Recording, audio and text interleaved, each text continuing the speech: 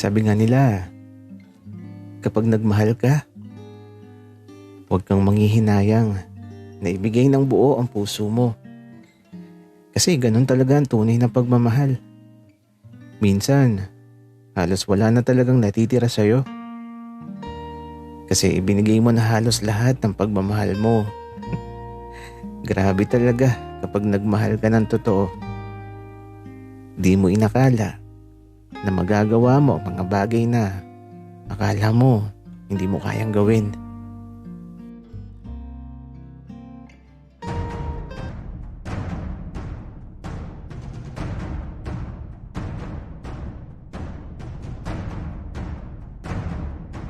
Kaibigan, huwag mong kalimutan mag-subscribe sa aming channel at huwag din kalimutan i-click ang notification bell at subscribe button. Subscribe na!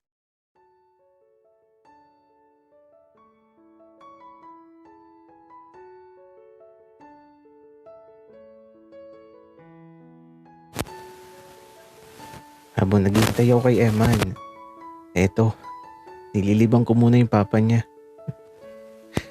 Pero nasa na ba si Eman?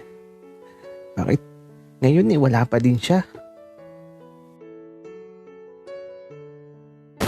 Iho, nasa na ba ang anak ko? Sigurado ka ba na dito siya pupunta? Ako tito. Opo, sigurado po ako. Pero baka may gusto po kayong kainin. Magpapabili po ako sa bayan. Iho, alam mo, kanina pa ako nagiinom. Bakit parang ako lang ata ang nalalasing? Medyo inaantok tuloy ako. Tito, baka mahina lang po kayong uminom. Kung gusto niyo po, matulog po muna kayo. Tapos, gigisingin ko na lang po kayo kapag andito na si Eman. Sige iho. Saan ba ako pwedeng matulog dito?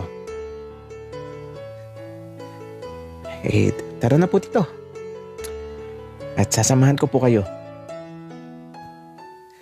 Kaya ito, sinamahan ko na yung papa ni Eman sa isang silid. Inakay ko na nga siya kasi lasing na talaga. Ako naman, medyo lasing lang. Malakas ako sa ganitong bagay eh. Di mo agad ako mapapatumba. Kaya eto, iniwan ko na muna yung papa ni Eman. At nilapitan ko kagad si Manong. Manong, pwede po ba akong magpabili sa inyo sa bayan ng mga pagkain? Kayo na po yung bahala na mamili. Kasi may dadating po akong bisita. Sir Donnie, mukhang masaya po kayo. Sino po ba ang dadating na bisita nyo? Manong, 10 taon akong naghintay sa pagkakataon na to. At mamaya po makikilala nyo na po siya. Sige po sir. Maiwan ko na po kayo at bibili na po muna ako ng mga pagkain sa bayan. Kaya naman, eto, pagkaalis ni Manong, nagtungo na ako sa silid ko. At eto, inayos at nilinis ko. At mula sa bintana, nakatanaw ako ng mga bulaklak ng rosas. Kaya ito, bumaba ako at pumitas ako ng mga bulaklak. Pagbalik ko sa silid ko, pinag-iwahiwalay ko ang mga bulaklak. Tapos, ikinalat ko sa sahig. At gumawa ako ng hugis puso sa kama. Medyo OA man ang ginawa ko. Pero, masaya ako sa bawat sandaling to. Kaya nang matapos na ako, eto, kailangan ko namang ayusin ang sarili ko. Dapat, kapag nakita ko ni Eman, matulala siya. Tapos, tatakbo siya papalapit sa akin. Tapos, yayakapin ako. at hahalikan. Ganun dapat. Kaya ito, aayusin ko na muna ang sarili ko. Dahil alam kong anumang oras, ay dadating na si Eman.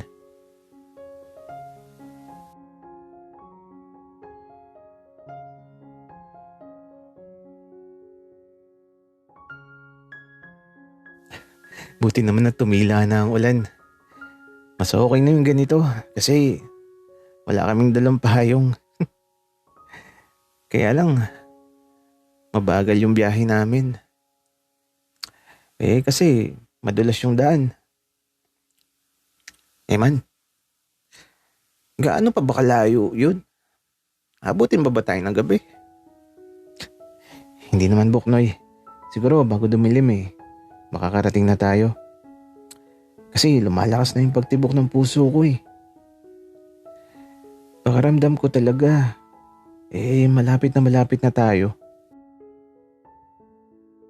Hala, bakit may ganun pakiramdam, Eman?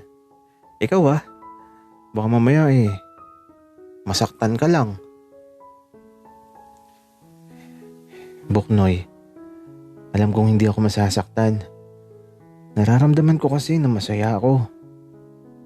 At yung pakiramdam ng to walang kinatatakutan. At handa akong gawin ang lahat. Sana all, Eman. Alam mo, sana lahat kagaya mo. Yung gagawin ng lahat, wag lang makasakit ng ibang tao.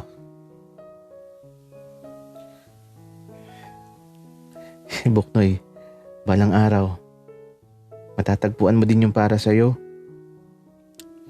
Eman, ayoko na. Na-trauma na ako. At saka, gusto ko na lang maging matandang binata. Talaga ba, Buknoy? Paano kung balikan ka niya? Eman, please, huwag natin pag-usapan ng bagay na yun. Ang pangit niya.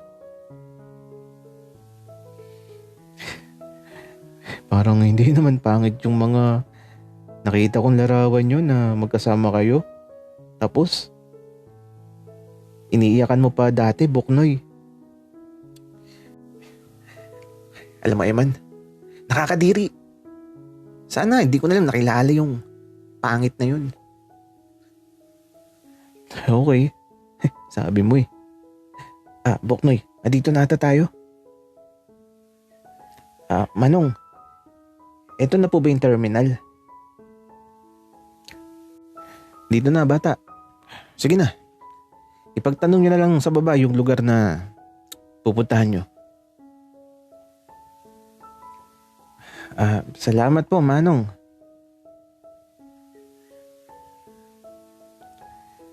Kaya ito, pagkababa namin sa bus, nagtanong na kami kaagad sa lugar na pupuntahan namin. Tapos ito, pinasakay na kami at bago pa umabot ang dilim, sa wakas, andito na kami ni Buknoy sa gate ng bahay nila Donnie.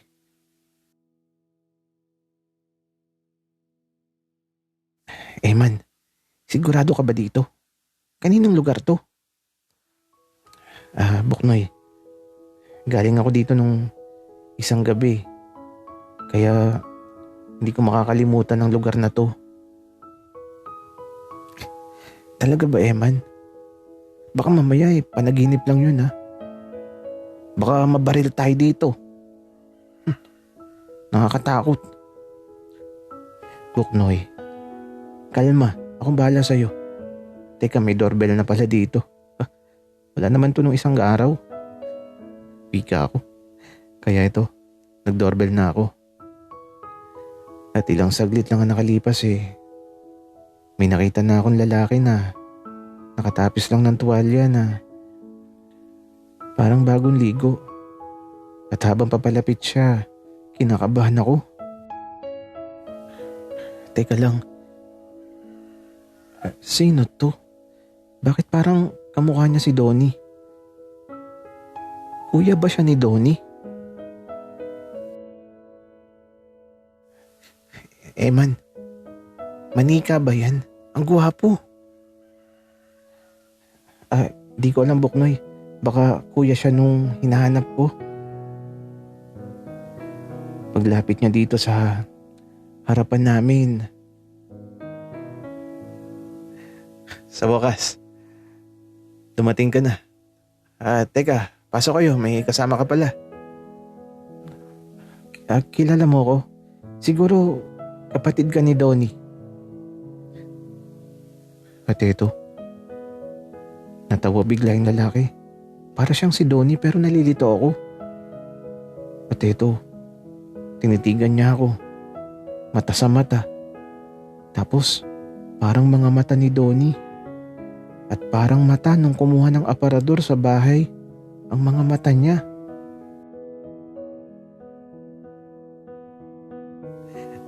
Eman, tara na.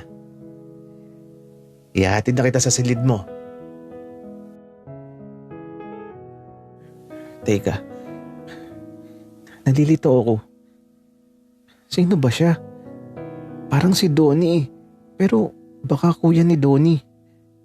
Pero baka ihahatid niya ako kay Donnie.